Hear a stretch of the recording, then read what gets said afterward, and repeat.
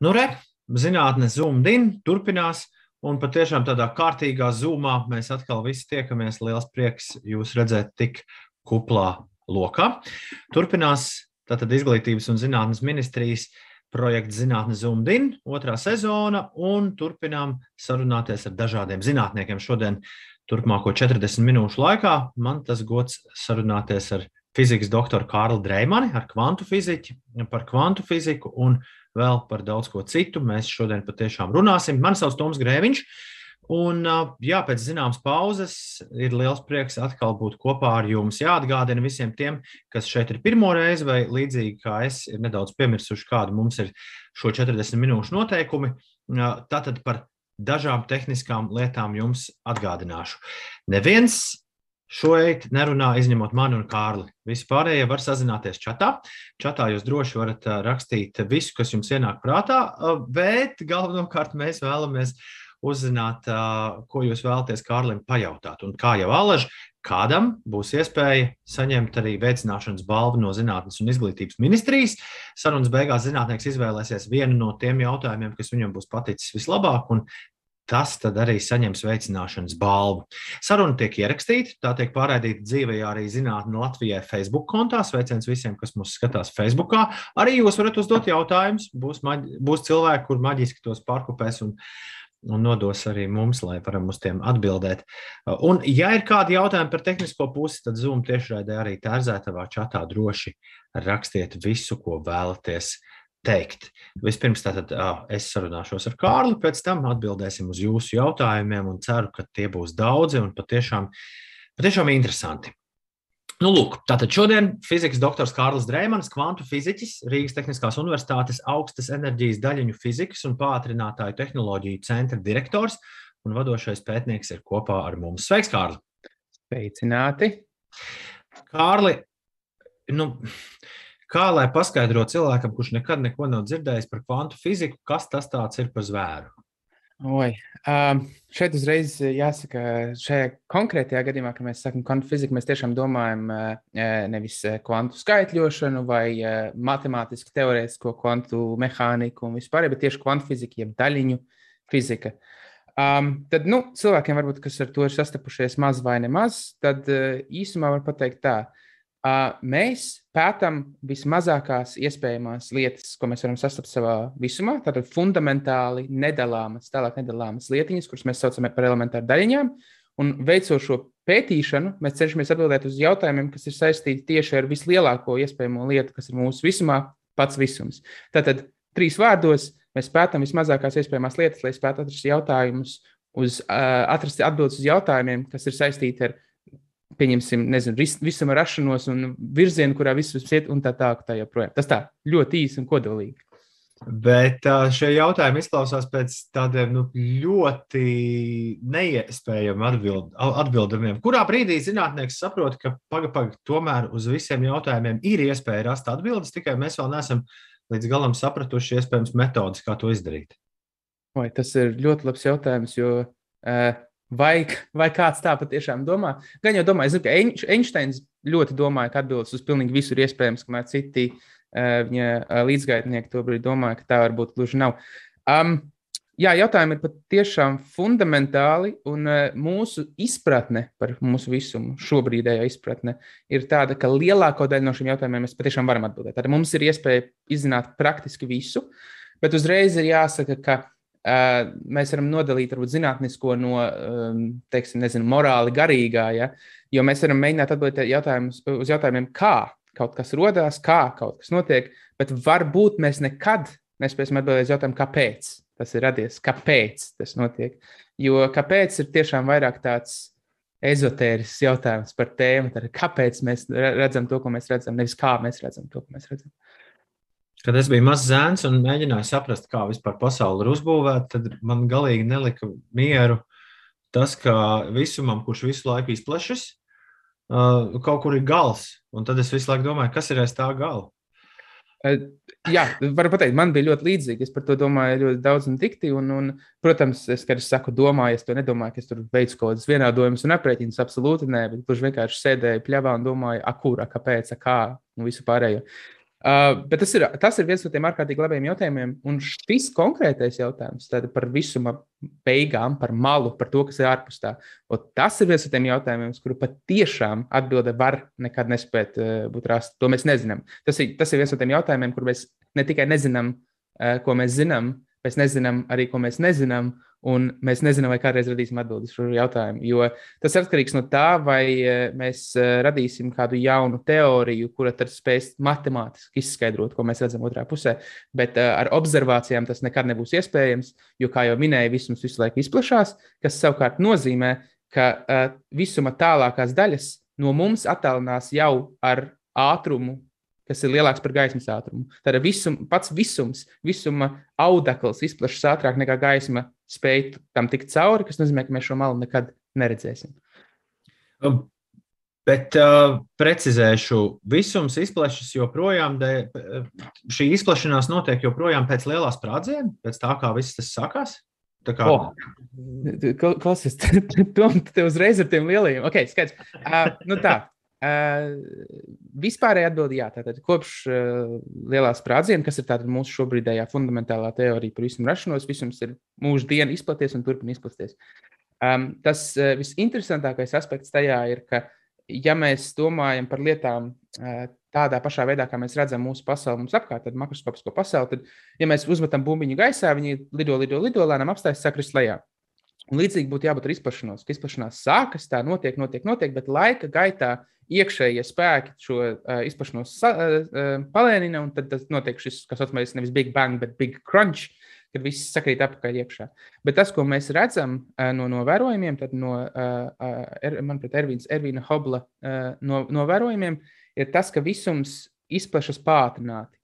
Un to mēs redzam tādējādi, ka jo tālāk mēs skatāmies uz tālākām zvaigznēm vai tālākiem kvazāriem, mēs redzam, ka šie objekti ir vairāk un vairāk Doppler pabīdīti uz sarkano pusi. Tātad, jo tālāk objekts atrodas no mums, jo ātrāk tas no mums attālinās.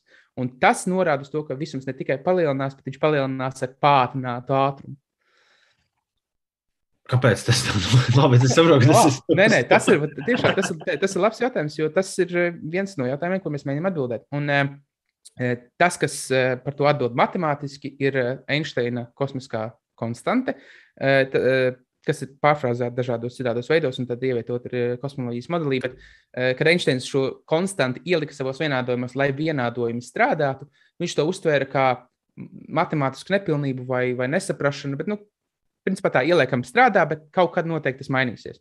Taču tas, ko mēs sapratām laika gaitā tieši caur šiem galaktiku, zvaigžņu un kvazāru novērojumiem, ir tas, ka šī konstanta patiešām ir vajadzīga. Un tas, kā šī konstante manifestējas mūsu fizikas teorijā, ir tā visu mūsu mīļā tumšā enerģija. Tad, ko mēs domājam par tumšo enerģiju, tā ir enerģija, kuru mēs nekādā veidā neredzam un nespējam izmērīt tieši. Bet tās esamība rada šo pātrināto izplešanos.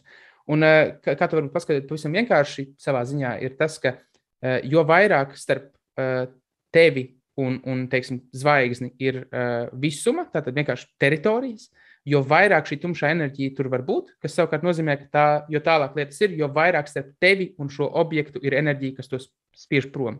Un tāpēc, jo tālāk mēs skatāmies, jo ātrāk tas no mums lido tā. Pirms izjautāju tieši par to, kā tu nonāci līdz tam statusam, kurā tu šobrīd atrodies, un pirms mēs tieši runājam par tavu stāstu. Skaidrs, ka tajā brīdī, kad es iepazinos ar šīs dienas tematiku un ar to, par ko mēs runāsim, skaidrs man momentā bija, ka mēs noteikti kādā brīdī un droši vien reizi vien pieminēsim lielo hadronu pātrinātāju. Milzīga ierīce, kas ir uzbūvēta pazemē zem Šveices, savulaik tāds milzīgs troksnis ap šo visu. Pirms kādiem gadiem man šķiet 5, 6, 7 tika taisīts un cilvēki ļoti tam pievērs uzmanību, bet vai līdz galam cilvēks mirstīgais saprata, kāpēc šis lielais troksnis ap šo lielo mašīnu tiek taisīts. Par to gan es neesmu tik drošs. Tāpēc es gribēju varbūt uzreiz dzirdēt tavu komentāru. Kas ir šis lielais hadrona pātrinātājs un kāpēc tā ir viena no svarīgākajām ierīcēm, kas šobrīd ir uz planētas? Tad es kā jau minēju iepriekš, tev personīgi. Es izmantošu brīnišķīgo iespēju uzlikt virtuālu attēlu savais muguras. Aiziet. Man ir vairāk ko pastāstīt. Tātad lielais hadrona pārtnātājs. Tas ir objekts, kas atrodas aiz manis bildītē, taču uzreiz jāsaka, tas neatrodas virszemē, līdz ar to šādi no lidmašīnas šis gan ir bildēts no kalna, bet no gaisa jūs šo pārtnātāju neredzētu, jo viņš ir aptuveni 100 metrus zem zemes. Tad ļoti īsi par to, cik šī ierīce ir milzīga vai nemilzīga, ir Tātad diametrs, bet apkārtmērs šai ierīcei ir aptuveni 27 km. Un tas ir, lai jums ir mazliet izpratni, par ko tas nozīmē, tas ir aptuveni attālums starp Valmieru un Cēsīm. Kaut kā tā aptuveni. Tad, ja jūs iekāptu tunelī un vienkārši pa viņu iet, jūs noietu šo pilnu apli noejot no Cēsīm līdz Valmierai. Tātad tas, ko šis objekts dara, ir pātrina protonus. Un šos protonus sadur konkrētos punktos, kas ir šie dezignētie eksperimenti, kuri darbojas kā lielas kameras, un mēs šos protonu sadursmes varam nobildēt un apskatīt. Aiz manis šis riņķis, un tur tā bišķi pabīdos turp šurp, jūs redzat dažādas nosaukumus maziem eksperimentiem vai lieliem eksperimentiem, bet tas, kur piedalās mūsu komanda, ir šis CMS eksperiments. Jā, pirksts pazūd backgroundā, bet tur. Tas ir tas mūsu eksperiments. Un vēl uzreiz jāpiemina, ka tā baltā strīpiņa, tā raustītā, ko jūs redzat, ir robeža starp Franciju un Šveici, un tas jums parāda to, cik maz šī aparāta patiesībā ir Šveicē. Lielākā daļa no šīs cirkumferences ir zem Francijas robežas, bet tas mazāk svarīgi. Bet par to troksni. Tas vislielākais troksnis, manuprāt, bija jau pirms jau 9 gadiem, jā, laiks skrien. Tas bija Higgsa bozona atklājums. Tātad mērķis, ar ko tika uzbūvēta šī ierīce, ir veikt vispārējus fundamentālus daļu fizikas pētījumus, taču lieta vai objekts vai daļiņa, ko mēs meklējām visvairāk, bija tieši šis Higgsa bozons. Un to meklējām mēs vairāk tāpēc, ka mūsu teorija, kas ir standarta modelis, teica, ka šai daļiņai ir jāeksistē. Tātad tai ir jābūt, absolūti ir jābūt, ja viņas nav, tad akmens dievs jāmaina teorija. Un šī ierīce tad nodarbojās ar dažādu šo, kā to nosaukt, kanālu mērījumiem, kuros varētu šo daļiņu saskatīt. Un tad 12. gada 4. jūlijā CMS un Atlas eksperimenti kopā nāca klajā šo paziņojumu, ka šī daļiņa tātad ir ieraudzīta ar masu 125 gigaelektronvolti. Un tas bija šis Higgsa bozons. Bet pavisam īsi, kāpēc tas ir tik svarīgi un interesanti, varbūt kāpēc jūs tagad dzirdat par to visu mazāk nekā iepriekš, ir tāpēc, ka ja šī daļiņa nebūtu bijusi, troksnis būtu bijis vēl lielāks. Tā ir viena no tām retajām reizēm, kad zinātnes veiksme un teorijas precizitāte mums ir novedusi kaut kur tur, kur tā kā mēs redzam to, ko mēs sagaidījām, tad ir varbūt mazāk interesanti tiem cilvēkiem, kas nenodarbojas ar fiziku tajā visā klausīties. Un tāpēc šis troksnis ir noklusis. Jo atrodot šo daļiņu, mēs apstiprinājām standarta modeli, bet mēs zinām, ka standarta modelis ir nepilnīgs. Tā ir ārkārtīgi precīza teorija, bet nepilnīga. Un šī Higgsa bozona atrašana tajā masas diapazonā, kurā mēs viņu atradām, mums nedod praktiski nekādas norādes uz to, kur meklēt pārējās atbildes uz jautājumiem, kas joprojām eksistē, kur meklēt šo paplašinājumu standarta modelim. Līdz ar to, jā, varbūt lietas ir mazliet noklusušas, taču darbība patiešām nav noklususi. Visos 4 lielā hadrona pārtnāta eksperimentos darbība notiek konstanti, un pat mēs esam gatavojamies sākt šī pārtnātāja 3. darba ciklu, tātad notiek šis stara pārbaudas un magnētu pārbaudas, un gada sākumā mēs slēgsim viņu kārtīgi atkal iekšā. Jā. Tu runā tā, it kā viņš jums piederētu, ka viņš būtu Rīgas Tehniskās universitātes rīcībā. Nē, bet pilnīgi nopietni, kāda ir jūsu loma visā šajā aparātā? Tātad, okay. Es gribēju teikt, atbildēt 2 daļas, bet ir 3. Sāksim ar to piederību.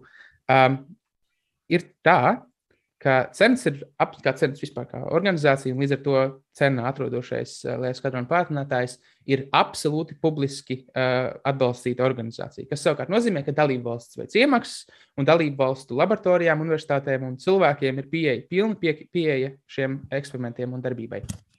Un tā kā šī gada 2. augustā Latvija kļuva par asociēto dalību valsti, tad mēs pat tiešām gan šo aparātu, gan uz tā atrodošamies eksperimentus, gan visus citus eksperimentus, kas ir CERNā, varam saukt par savējiem. Tas šķiet mazliet dīvaini, bet ar šo dalību CERNā mēs panākam to, ka viss CERNs, LHC un tā eksperimenti ir Latvijas laboratorija un vismaz daļēji pieder arī mums. Tad tas tā ir. Tad varbūt tā otrā sadaļa tai visai atbildēji ir tāda, ka mēs darām visu ko, bet ir jāatšķir tieši CERNs un Lielais hadrona pātrinātājs un tā eksperimenti. CERNs kā organizācija dara ļoti daudz ko, tā skaitā Lielā hadrona pātrinātāja darbību, bet ārpus Lielā hadrona pātrinātāja mums ir arī vairāk cilvēki, kas strādā pie citiem eksperimentiem. Tā skaitā pie pātrinātāju attīstīšanas pēc būtības, pie tehnoloģijām. Mums ir viens students nesen uzsācis darbību ārpus LHC daļiņu fizikas eksperimentā, kas ir AGES, kur viņš pēta antimatēriju. Mums ir vismaz viens pārstāvis, arī doktorantūras students medicīnas eksperimentā, kas savukārt nodarbojas ar medicīnisko izotopu tīrīšanu un pētīšanu. Bet tātad es un mana komanda strādā CMS eksperimentā uz šī Lielā hadrona pātrinātāja. Un šeit ir tā trešā atbilde. Mums ir jāatšķir Lielais hadrona pātrinātājs, kas ir pātrinātāja fizika un pātrinātāja tehnoloģijas, un CMS eksperiments, kas ir fizikas eksperiments. Eksperiments, kas izmanto šo ierīci, LHC, un veids fizikas analīzes. Un tad mēs nonākam pie tā, varbūt piedod, ka tik ilgi, bet pie šī trešā punkta, kas ir, ko varbūt es daru un dara mana komanda tieši, ir mēs veicam fizikas pētījumus CMS eksperimentā. Šajā mirklī mēs nodarbojamies ar pāris lietām tieši Higgsa bozona pētniecībā un top kvarka pētniecībā. Un tad varbūt pavisam īsi, kas ir top kvarks. Tad standarta modelī ir 6 dažādi kvarki, un kvarki ir daļiņas, kas jūt stipro kodolspēku. Tātad daļiņas, kas veido protonus, neitronus, jeb veido arī jūs un atomus, visu, kas mums apkārt. Un ar ko interesants ir tieši top kvarks, tad virsotnes kvarks Latvijas varbūt runājot, ir tas, ka šī daļiņa ir daudz smagāka, masīvāka par visiem citiem kvarkiem un masīvāka par visām citām elementāru daļiņām. Tātad Higgsa bozons ir 125 gigaelektronvolti, bet top kvarks, tikai kvarks, ir aptuveni 173 gigaelektronvolti. Labi, šajā gadījumā tiešām nav svarīgi, kas ir gigaelektronvolti. Tas, kas ir svarīgi, ir tas, ka vieglākais kvarks ir miljoniem reižu, aptuveni miljonu reižu vieglāks. Un mums nav nekāda sapratne par to, kāpēc šie kvarki ir viegli, šie kvarki ir smagi, kāpēc tas tā notiek. Un tad mēs tātad veicam fizikas pētījumus, kas principā vienkārši nozīmē, mēs izmantojam eksperimentu ievāktos datus, lai tos analizētu, tīrītu signālu no foniem un tā joprojām. Tā ka tas ir tas galvenais uzdevums fizikā, ko mēs darām. Cik reizes tu pats esi bijis pie šī pātrinātāja? Tad es fiks nomainīšu otru bildi, vēl vienu, jo jāsaka tā, ka šī atbilde būs mazliet bēdīgāka, kā jums varētu šķist. Tad, lūk, bilde, kas aiz manis, ir tātad tunelis, un es bišķi pabīdīšos, lai jūs redzat labāk. Tātad šis ir tātad Lielā hadrona pātrinātāja tunelis. Jūs redzat, ka radius tam ir tik liels, ka jūs ir kā skatāties uz priekšu, bet viņš lēnā garā bīdās, tā kā šajā gadījumā uz vienu pusi, tātad ir šis rīns. Bet šis tunelis ir tas, kas uztur Lielo hadrona pātrinātāju, un kā es jau minēju, Lielais hadrona pātrinātājs ir atsevišķi ierīce no eksperimentiem. Un ar šo nodarbojas pārsvarā pātrinātāju fiziķi, tāda pat ne tehnoloģija, tik daudz kā pātrinātāju fiziķi. Un piekļuva šim objektam ir diezgan strikti limitēta. Protams, tas ir smieklīgi teikt limitēta, kad tur ir bijis arī pasaules slavenais čelists Jojo Ma, bet tas bija vairāk, lai parādītu, cik smuki tas izskatās un cik smuki tas ieiet kopā ar mūziku. Tā ikdienā pie LHC, pie šī Lielā hadrona pātrinātāja mēs īsti netiekam, jo tur tā pavisam godīgi sakot īsti nav ko darīt. Ja? Iešana pie šīs ierīces pārsvarā notiek tad, ja kaut kas aiziet greizi, ja? Tad salabot. Tas, kur es strādāju, ir šis CMS eksperiments, un šeit man vajadzēja uploadot, bet neesmu uploadojis bildē aizmugurē, bet tas nekas. Tā ir milzīga ierīce, kas atrodas uz šī pātrinātāja. Tātad konkrētā punktā, šajā 27 km riņķī, ir aptuveni 100 metrus gara pauze, tātad caurums, kurā atrodas eksperimentālā kaverna zem zemes, kurā ir ievietots šis eksperiments. Un tad daļiņas, kas tiek pātrinātas un liektas caur šo pātrinātāju, šajā punktā izlido no viņa ārā, lido caur eksperimentam, tad lido apakaļ iekšā un turpina savu riņķošanu. Un tad pie šīs ierīces gan es esmu bijis diezgan padaudz reižu. Konkrēti par CMS runājot, tas ir lielākoties, lai citiem cilvēkiem to parādītu, jo gala beigās ļoti interesanti uz to pastīties. Bet pirms es strādāju CMS eksperimentā un pirms es atgriezos Latvijā strādāt RTU, Es strādāju Liverpūles universitātē, kur es darbojos uz LHCb eksperimentu. Tad tas ir viens cits no 4 eksperimentiem. Un tur gan man tika iespēja mazliet arī pāris skrūvus, teiksim tā, pagriezt. Jo es strādāju uz vienu no apakšdetektoriem, kas saucās Velo, nu, un tad tur sanāca pastrādāt pie reāla rociņām, pie detektora aiztikšanas tieši kavernā, kas bija gan interesanti. Jā. Forši. Tiem, kas mums ir pievienojušies vēlāk, vai arī kur ir ļoti aizgrābti ar Kārlis stāstīto, es vēlējos atgādināt, ka mēs gaidām jūsu jautājumus Kārlim. Pavisam drīz sākšu tos uzdot. Ja gadījumā jūs, tas gan, man liekas, nav iespējams pareizi. Vēl neviens nav atgriezies skolā, katrs šo skatās mājās pie savu datoru. Jā, droši, tātad Zoom chatā rakstiet savus jautājumus, pavisam drīz uz tiem atbildēsim. Un arī būs iespēja kādam saņemt no Izglītības un zinātnes ministrijas balvu, bet tas būs interesantākajam jautājumam, un Kārlis izvēlēsies, kurš tas būs. Kārli, tagad par tevi pašu. Kād tu saprati, ka visa tava dzīve būs saistīta ar visu to, ko tu mums stāstīji? Bet atgriežamies bērnībā, atgriežamies skolas gados, kurā brīdī tev vispār sāka viss šis interesēt? Atkal šeit jāsaka, ka tā atbilde uz šo jautājumu ir droši mazliet mazāk spēcīga, mazāk interesanta, kā varētu likties. Bet savā ziņā es domāju, ka šīs atbildes ietvaros, mēs varam atrast labas lietas. Man visu mūžu, tātad jau no bērnības no skolas, ir bijusi tā lielā problēma, kas es tas kāpēcītis un uzdod, teiksim tā, no pieaugušo puses skatoties, liekus jautājumus visu laiku. Un tā interese par lietu zināšanu man vienmēr ir bijusi. Taču nevar teikt tā, ka es kaut kādā mirklī domāju, es būšu fiziķis, vai es būšu daļņu fiziķis, vai kodolfiziķis, vai jebkas tāds. Kā bērns es gribēju būt policists, prezidents, kosmonauts, viss pārējais, kā jau pārsvarā gandrīz visi puikas. Bet tātad skolu aizejot, nācās secināt pašam, ka matemātika padodas gana labi, dabas zinātnes padodas gada labi, māsa aiziet mācīties uz 1. ģimnāziju, es neiešu taču būt vājāks brālis, ja es arī iešu uz 1. ģimnāziju, labi, aizies 1. ģimnāziju, pamācos matemātiku, pamācos fiziku, un vienā mirklī secinu, ka tātad fizika interesē, matemātika interesē, bet tas jau nenozīmē, ka es noteikti to darīšu visu savu mūžu. Bet tad pienāk punkts, ka ir jāsāk skatīties uz universitātēm. Un tas ir tas punkts, kad sāks rasties reālais jautājums, ko darīt. Jo līdz tam, kā es pieļauju lielākā daļa publikas mums šeit sapratīs, mēs īstenībā nezinām. Mēs nezinām, ko mēs zinām, mēs nezinām, ko mēs nezinām, mēs nezinām, ko mēs gribam un tā joprojām. Līdz ar to vienkārši uzskritu izvēli, ko darīt. Un tā kā es biju attiecīgā klasē, kas saucās internacionālais bakalaurāts, man bija mazliet vieglāk atveramas durvis uz studijām ārzemēs. Un atkal, kā visi klases biedri tā kā piesakās, ko tur es nepieteikšos, jāizvēlās. Kurā skolā tas bija? Atvainu. Kurā skolā? Pirmajā ģimnāzijā tas bija. Bet es šeit negribētu tiešām uzsvērt to 1. ģimnāziju tik daudz kā faktu, ka vienkārši pavērās iespēja un iespēja tika paņemta. Un šajā iespēja pavērās principā visiem cilvēkiem, visiem jauniešiem Latvijā. Bet kāds bija tavs ceļš līdz 1. ģimnāzijā? Kur tu mācīji pirms tam? Cārnikavas pamatskola, ļoti aizraujoši. Bet no Cārnikavas pamatskolas nonākt 1. ģimnāzijā, tur tomēr bija vajadzīga jau pašam tāda, doma, ka es gribu kaut kur iet tomēr tālāk dzīvē.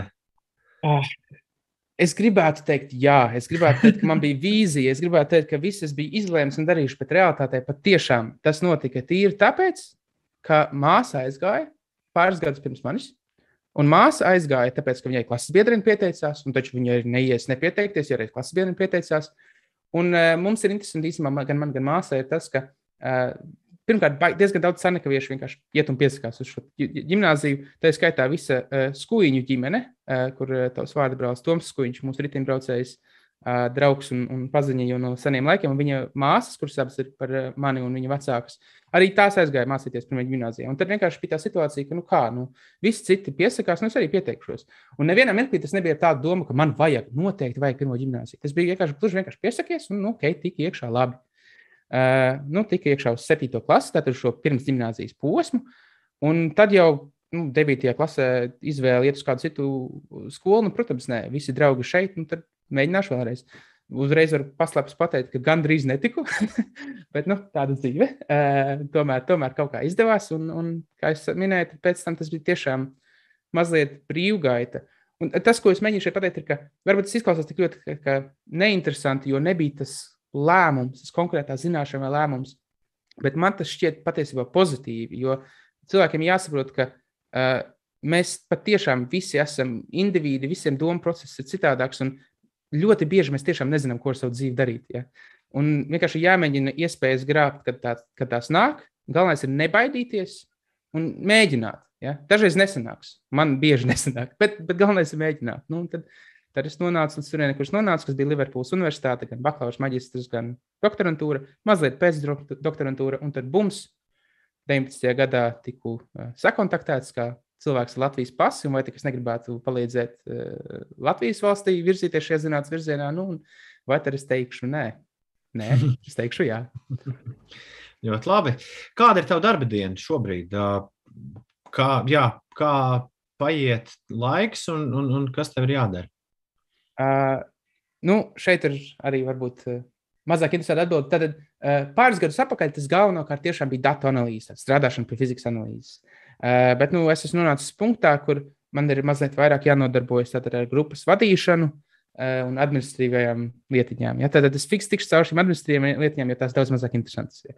Tad mans galvenais uzdevums ikdienā ir meklēt cilvēkus, kuri var atbalstīt doktorantus, kas strādā ar mani vai mūsu komandas locekļus, atrast labākās analīzes, atrast interesantākās vietiņas, kur viņi varētu atrast kādu cilvēku, kas var palīdzēt uzsākt procesu, un tad jau parasti pēc studiju 1. un 2. gada doktorants spēj brīvgaitā pats nodarboties, un tad man tikai drusku jāpiepalīdz. Tas tiešām tās galvenās aktivitātes. Principā e-pasti un sanāksmes un sarunas un vispārējais. Bet ārpus tā es tomēr ļoti cenšos vēl drusku arī fiziķot, un ļoti, ļoti cenšos arī pievienoties tātad pašu detektoru izstrādē. Un šobrīd tas, ko es daru ikdienā, ir vairāk tieši detektoru pusē. Pirms tam tā bija datu analīze gan LHCb, gan drusku arī CMS eksperimentā, pēc datu apkopošanu un izanalizēšanu, kā es jau iepriekš minēju, tāda signāla fona pētījums. Bet šobrīd es mēģinu skatīties viena apakšdetektora virzienā, saucās MTD, jeb MIP Timing Detector. Un tad šis ir apakšdetektors, kas tiks ievietots CMS eksperimentā 26. gadā, tātad uz vēl nākamo darbības ciklu. Un ikdiena darbojoties šajā apakšdetektora projektā ir, protams, atkal e-pasta un sanāksmes, bet šajā mirklī sanāk arī aiziet uz to, ko mēs angliski saucam par clean room, bet latviski īsti labu vārdu neesmu atradis, gan jau eksistē tīristaba, tāda istaba, kurā ir maz putekļu un citu daļiņu. Un tur mēs šobrīd sākam izstrādāt testam, šī detektoru testiem darba galdu, darba vidi. Mēs mēģinām pieslēgt 2-fāžu CO2 dzesēšanas sistēmu un tā joprojām. Tad ir drusku arī tātad šī ar rociņām daļa. Un pašu pēdējo pieminēšu. Eksperimentam lēnām slēdzoties apakaļ nākamajam pātrināt darba ciklam, arī eksperimentu pašu visu lielo CMS, kādam ir jāpieskata. Un tad tas, kā tas notiek, ir detektoru kontrola telpā atrodas 2 cilvēki, tad maiņas vadītājs un saucamais tehniskais šifteris, maiņotājs. Un tad mēs tur 2 sēžam un pieskatām detektoru 24 stundas diennaktī. Un tad man sanāk pēdējā laikā diezgan daudz naktis pavadīt sēžot arī tur pie datora ekrāna un vienkārši monitorējot, ka nekas neaiziet greizi. Un tad laiku pa laikam piezvana LHC pārzinātājs, saka, mēs gribam ielikt staru, labi, lieciet staru, vai mēs drīkstam, tā joprojām. Tā ir tā ikdiena. Nav tā, ka es katru dienu atklāju kaut ko lielu, absolūti ne. Skaidrs. Varbūt nomaini savu fonu attēlu vēlreiz. Tur, man liekas, bija vēl viena forša bilde, tad, kad mēs mēģinājām šo sarunu. Kas tas tāds ir, ko mēs redzam? Tad es īstenībā gribēju to bildi likt, bet aizmirsās. Tad šis attēls demonstrē to, ko mēs domājam ar fizikas analīzi, ar datu analīzi. Tātad pati bilde aizmugurē, atkal bišķi paliekšos, lai jūs redzat, ir gluži vienkārši vizualizācija īstam sadursmes notikumam. Tātad 2 protonu sadursmē lielajā hadronu pātrinātājā CMS eksperimentā. Protams, šīs daļiņas mēs ar acīm tā īsti neredzam, ne tikai tāpēc, ka labāk tuvumā neiet, bet arī tāpēc, ka viņas ir pārāk maziņas, lai viņas redzētu. Mēs redzam ar acīm fotonus, nevis elektronus, bozonus, citus bozonus un alfa daļiņas. Ja? Bet tātad tas, ko mēs redzam šeit, ir datoru vizualizācija īstam notikumam, sadursmes notikumam. Un konkrēti tas, ko mēs redzam tajā pašā murskuļa vidū, ir šī sadursme, no kuras izlido ārā ļoti, ļoti daudz dažādu daļiņu. Un tās divas galvenās daļiņas šajā konkrētajā sadursmē ir šie divi objekti, zaļie objekti, kas ir uz augšu uz leju. Jo šis ir Higgsa bozona rašanās notikums. Tātad šie divi lielie kūļi ir rekonstruēta fotona enerģija. Tātad viņi nedemonstrē to, cik tālu fotons aizlidoja, bet principā viņu lielums, apjoms, platums, garums, tilpums norāda uz enerģiju, ko fotons saturēja. Un tad šos divus objektus rekonstruējot, mēs tiekam pie tā, ka tie ir radušies no objekta, kas ir bijis 125 kV smags, kas norāda uz to, ka šis events tātad bija, šis notikums bija Higgsa bozona sabrukšana. Ikdienā nav tā, ka mēs vizualizējam šo, un es tagad šeit kaut ko skatos. Tas realitātei notiek tātad vienkārši saņemot lielu daudzumu dažādu datu, tātad principā nulītes un vienniekus, bet realitātei šie nulītes un viennieki ir sadalīt dažādās histogramās un grafikos un tā joprojām. Tad uzdevums ir šajā datu murskulī, kas iznāk no šī datu veidā, dabūt ārā to signālu, kur mēs meklējam, vai atrast kaut ko jaunu. Ja es būtu šodien skatītājs un vēlētos iegūt balvu un drīkstētu iegūt balvu no Izglītības un zinātnes ministrijas, tad es tev noteikti uzdot jautājumu, kāpēc Higgsa bozonu sauc par dievišķo daļiņu. Zinātne un un pēkšņi šāds nosaukums. Redzi, atkal, nevienmēr tās atbildes tik romantisks gribētos. Realitāte, kāpēc radās šis konkrētais nosaukums, ir ļoti pretēji tam, kā cilvēki to domā. Bija intervija, kurā sen apakaļ, vēl pirms Higgsa atklāšanas, manuprāt, tas bija periodā, kad pie Higgsa meklēšanas strādāja Leps, kas bija iepriekšējais pātrinātais CERNā, vai tas bija Tevatrona laikā, kad tas bija pie Čikāgas Fermilabā bija šī meklēšana. Un cilvēki nevarēja atrast šo daļu. Tad nevar sasniegt to masas diapazonu, kurā šī daļa atrodas. Tad vienkārši nevar atrast. Un tā kā, protams, parasti, kā mēs iegūstam finansējumu mūsu eksperimentiem, ir sakot finanšu aģentūram, ka mēs taču atradīsim un nevaram atrast. Un tad šis zinātnieks vienā intervijā, radio vai televīzijā, neatceros, vai tas bija trukātajā presē, to nosauc par nolādēto daļiņu, kas angliski ir God damn. Right? Un tad angliski tas damn tika pazaudēts kaut kur visā ceļā, un žurnālisti izdomāja, ka tas būs God particle. Tas man liekas, ka tad īsā atbilde tieši to es arī gribēju zināt, vai tas ir žurnālisti izdomājums. Tātad jā. Principā jā. Tātad jā. Tad vairāk jautājumu nav, ķeramies klāt tiešām zāles jautājumam, un pirmais jautājums, ko mēs saņēmām, man jau pagūs salauzt smadzenes, es mēģināju saprast jautājumu būtību. Tu noteikti to 1 un 2 sapratīsi, bet vai tu uz to spēsi atbildēt minūtes laikā? Labdien! M-teorija ir dzīva vai nē? Ak, kungs, tātad uzreiz sākšu ar to, ka es neesmu teorētiskais elementārdaiņu fiziķis, es esmu eksperimentālis elementārdaiņu fiziķis. M-teorija ir paplašinājums principā supersimetrijai savā ziņā. Tas ir gan supersimetrijas avots, gan paplašinājums.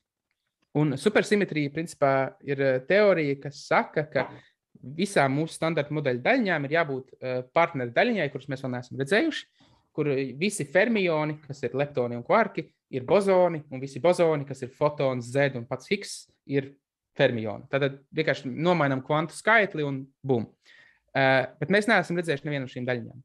Un viens no galvenajiem uzdevumiem hadronu pātrinātājiem bija tātad noteikti atradīsim atkal tas pats funding aģentūrām. Mēs noteikti atradīsim supersimetriju. Nav.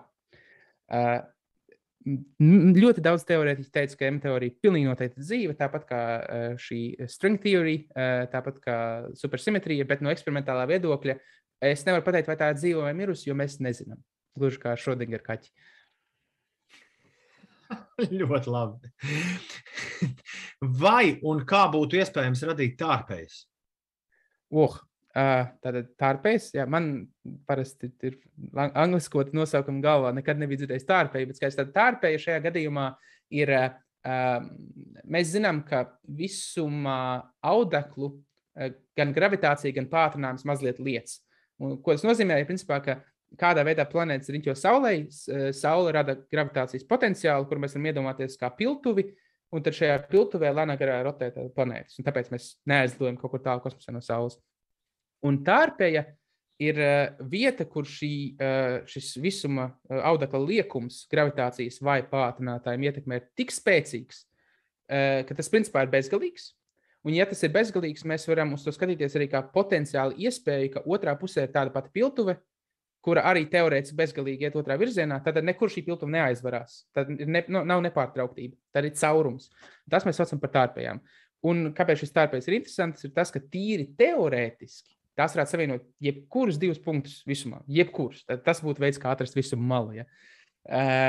Bet enerģija, kur būtu nepieciešama, lai šo tārpēju radītu, protams, ir cilvēcei neaizsniedzama. Tās var būt tikai spontāni radītas kaut kādos kosmiskos notikumos. Taču arī šeit jāsaka, atbild uz to, vai tādas eksistē mums īsti nav. Tas, ko mēs varam pateikt, ir, ka matemātiski un teorētiski tās ir spējīgas eksistēt. Bet šeit uzreiz jāsaka, ka ļoti daudz kas matemātiski un teorētiski spējīgs eksistēt, bet nekad netiks sastapts realitātē un fizikā. Līdz ar to man ļoti jāatvainojas, ka nav tāda super interesanta atbilde, kam ir un darīsim rīt, aiziešu, ieslēgsim pātrinātāju un būs. Bet ceļošana laikā arī matemātiski ir iespējama? Oi, te atkal... Nē, tev nav jāatbild. Nē, es drīkst. Šī bija replika. Tātad ceļošana laikā, pirmkārt, ceļošana laikā notiek visu laiku. Tātad laika plūsma nozīmējot, ka mēs katru mirkli ceļojam laikā, vienkārši mēs to darām ar ātrumu 1 sekundē. Tad tas tā patiešām ir. Tas nav, es nejokoju, tā matemātiski nozīmē tieši to, ko tas nozīmē. Mēs tiešām ceļojam laikā. Un interesanta lieta par laiku ir tāda, ka laika bultas rādīšana vienā virzienā neizriet no nevienas fizikas teorijas un nevienas matemātikas teorijas. Tad laika bultu var rādīt abos virzienos. Tad nav nekāda iemesla, kāpēc tā rāda tikai vienā. Un visinteresantākais secinājums, kas izriet no tā, ir jautājums, kāpēc mēs atceramies pagātni, bet mēs neatceramies nākotni. Jo no matemātiska viedokļa pilnīgi viss un dzīves cikls gan priekšā, gan aizmugurē mums ir vienāds, absolūti vienāds savā ziņā. Līdz ar to mums tīri teorētiski no matemātiskā viedokļa būtu jāspēj atcerēties pilnīgi visu pagātni un pilnīgi visu nākotni, bet tas nenotiek. Kāpēc? Nezinām, visādi var būt. Bet tā bija mazliet kavieta, bet tīri teorētiski ceļošana laikā tātad nav iespējama tādā ļoti makroskopiskā ziņā, izņemot šo 1 sekundē. Bet potenciāli matemātiski tā nav aizliegta, teiksim tā. Ja. Labi. Vai iespējams, ka kvantu fizikā tuvākajā nākotnē notiks revolūcija, līdzīgi pēc mēroga izmaiņām, kas notika fizikā 20. gadsimta pirmajā pusē? Ja jūs jautātu Lordam Kelvinam vai Michaelsonam to brīdi, viņi teiktu nē, un es arī varētu teikt nē. Taču tas, kas notika viņiem pēc 10 gadiem radās šī kvantu zinātne, tad varbūt pēc 10 gadiem radīsies kaut kas pilnīgi cits. Līdz ar to atbildēšu jautājumu, es principā nevaru tā ļoti kategoriski, kā zinātnieks arī nedrīkst kategoriski. Bet ja man būtu jājautā tā, kā saka, latviski uz čuju, ja, uz ņuhu, tad es domāju, ka tādas lielas revolūcijas tuvākajā laikā nebūs. Ja vien mēs neatrodam, piemēram, supersimetrisku daļiņu kaut kādā masas diapazonā, kurā tā ir negaidīta. Jo tad iespējams, ka standarta modelis tiešām sabruks mazliet ātrāk un fundamentālāk, un mēs sapratīsim kaut ko pilnīgi jaunu jau tuvākajā laikā. Bet ja man būtu jāmin, es teiktu, ka, ka tāda revolūcija mums gluži uz kārtīm nav nākamo 20-30 gadu laikā, varbūt pēcāk. Bet stipra evolūcija gan. Tas gan ir ļoti iespējams. Ja. Vai vēl tiks atklāti jauni elementi, izmantojot daļiņu pātrinātāju? Elementi? Nē. Tātad šo daļiņu pātrinātāju izmantojot elementi šajā gadījumā, es pieļauju, domājot tātad svins, varš, cels un visi pārējie. Bet elementāri daļiņas cerams. Tāds ir plāns. Tātad tas, ko mēs mēģinām izdarīt šajā sadursmēs, ir principā izmantot Einsteina mīļo vienādojumu, kas ir E vienāds mc kvadrātā, tātad enerģiju pārvērst masā. Sadarot daļiņas, mēs radām enerģijas kūļus, no kuriem var rasties jebkura daļiņa, kura potenciāli ir iespējama visumā. Jebkura daļiņa. Galvenais ir sasniegt to enerģijas daudzumu, kas šīs daļiņas rada. Tad, piemēram, lai atrastu Higgsu, kāpēc nevarēja atrast Higgsu pirms hadronu pātrinātāja, mums ir jābūt sadursmei, kurā enerģijas kūlītis šajā sadursmes centrā tiek radīts tāda brīvā enerģija. Tiek radīts 125 gigaelektronu voltu apmērā, vismaz, labāk vairāk. Un tad no šī enerģijas kūlīša kondensējas Higsa bozons, kas pārvēršas kaut kādā citā lietā un tad aizlido kaut kur. Bet, lai atrastu kādu citu daļiņu, kas ir smagāka, par to mums ir vajadzīgi lielāka un lielāka enerģijas kūlīša. Viena interesanta lieta ir tāda, ka daudzas pēdējā laika teorijas kā reiz saka, ka varbūt mums jāmeklē daudz vieglākas daļiņas. Un palielinot enerģiju, patiesībā ļoti grūti šīs daļiņas atrast. Tās kļūst par fonu. Nu, tad jāskatās, vai mums izdosies vai ne. Bet potenciāli atbildi šo jautājumu pavisam īsi ir cerams. Jā. Vai tu vari cilvēku valodā paskaidrot, kas ir spins? Kā raksta kāds no mūsu šīs dienas klausītājiem, jau dzirdēju vairākus paskaidrojumus, gan Hawkinga grāmatā, no YouTube fiziķiem, gan vienkārši meklēju internetā, bet es joprojām nesaprotu, kas tas tiešām ir. Šeit ir drīzāk problēma tieši jautājumā un vēlmē saprast lietas makroskopiski uz viņiem skatoties. Es uzreiz teikšu, ka ir pāris YouTube kanāli. Es ļoti ieteiktu, piemēram, PBS Spacetime, austrāļu fizikas ļoti skaisti par lietām runā. Ļoti iesaku jums visiem paskatīties, papētīt, jo, godīgi sakot, kad tev 3 cilvēki raksta scenāriju 3 mēnešus un tad iefilmē video ļoti kvalitatīvi, tad noteikti šīs lietas var paskaidrot daudz ātrāk un labāk. Tāpēc nenoniekosim YouTube fiziķus, viņi ir ļoti labi. Bet tas, ko es gribētu teikt, ir, kā es saku, mēs skatāmies lietām pārāk makroskopiski, ka mēs uzdevām šo jautājumu. Mums ir jāsaprot, ka spins ir principā vienkārši kvantu skaitlis. Tā ir fundamentāla īpašība daļiņai. Tad, kad mēs sakam spins, tāda griešanās, mēs to uzreiz domājam, ka mums ir daļiņa, kas ir, teiksim, maza bumbiņa, kur griežās. Mēs to it kā tā varam paskaidrot, bet realitātē jāsaprot arī to, ka elementāra daļiņa ir punktveida. Un, ja mēs visi atceramies ģeometrijas sākumu skolā, kurā klasē tas arī nebija, tad punktveida nozīmē, ka tam nav ne platums, ne garums, ne augstums, nav tilpuma. Kas savukārt nozīmē, ka nav kam griezties. Spins nav objekts, kas rotē. Bet spins ir kvantu skaitlis, kas maina šīs daļiņas vai daļiņu sistēmas leņķisko impulsu. Vienkārši maina. Un ne tikai maina, bet kvantizē noteiktos tātad šajos enerģijas līmeņos. Līdz ar to nav tā, ka mēs varam pateikt, tas ir šī konkrētā lieta. Tas ir kvantu skaitlis, kas apraksta daļiņu. Tas ir fundamentāli aksiomātiska lieta. Jā. Es ļoti atvainojos, jo noteikti nav tik labs paskaidrojums, kā gribētos. Es atvainojos jautājumu uzdevējiem, jo es noteikti zinu, ka cerība bija uz labāku atbildi viennozīmīgi.